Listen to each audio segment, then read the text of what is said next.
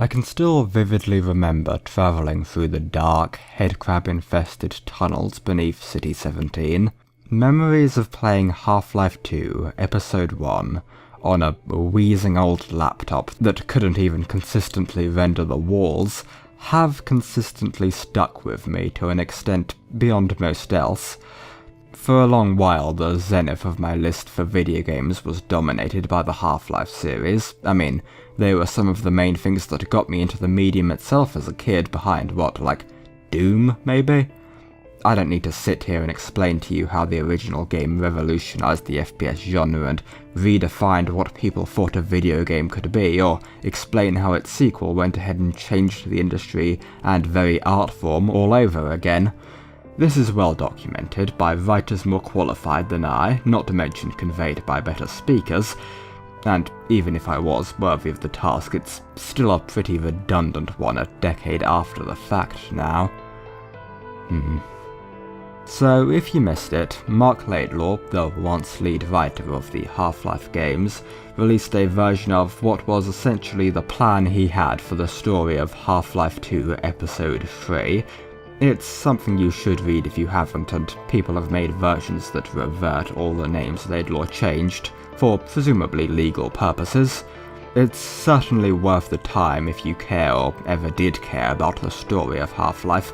It's not a very uplifting read. Hell, at some points a little bitterness on Laidlaw's part seems to come through. I wouldn't want to assume, but if there was, then it wouldn't be unfair. He really has more right to feel that way than anybody else. After all, it was his story Valve left out to rot. Now, I'm not saying they won't come back to the series. Maybe they will, maybe they won't. It would be a colossal undertaking to try and live up to the expectations. A theoretical Half-Life 3 would have to be, practically speaking, one of the best games ever made to even come close to the heights of how anticipated it is.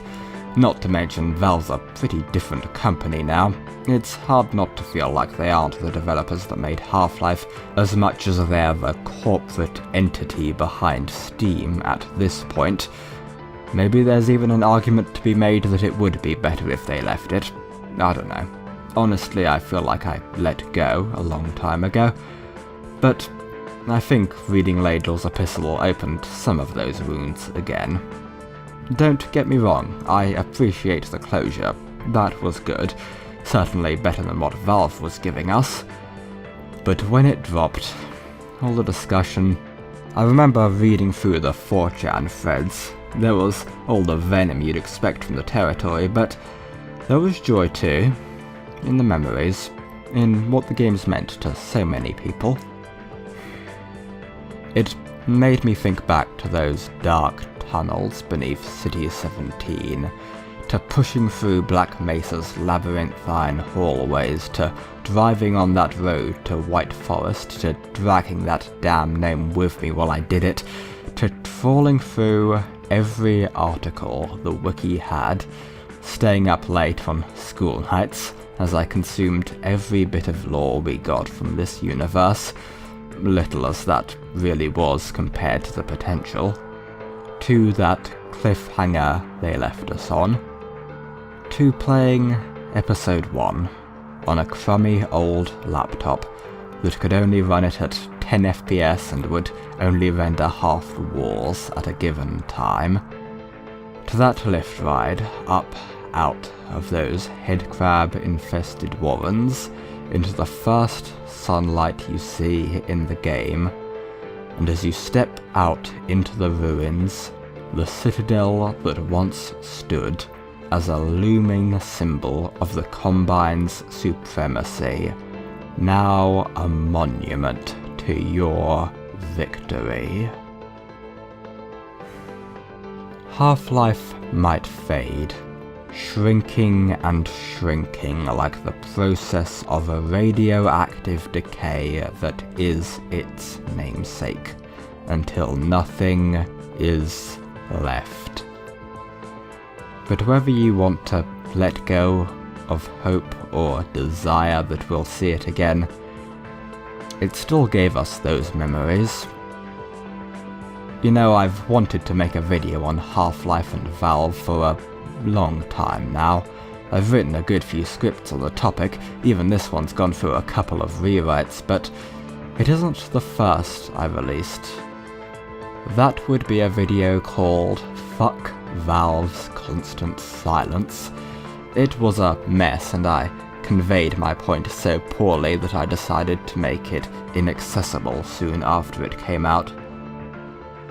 It was made and released on the 24th of December, 2016, Christmas Eve.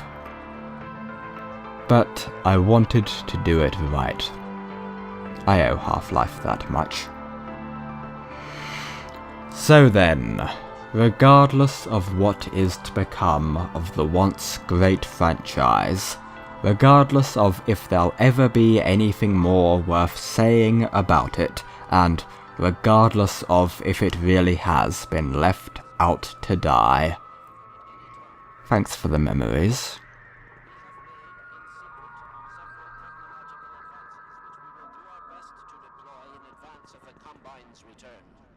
We continue to diligently assemble and train a new generation of scientists and technicians. For what the Combine fear the most is not any tangible human weapon, but our will, our intellect, our ability to respond selectively and rationally to every terror they turn against us.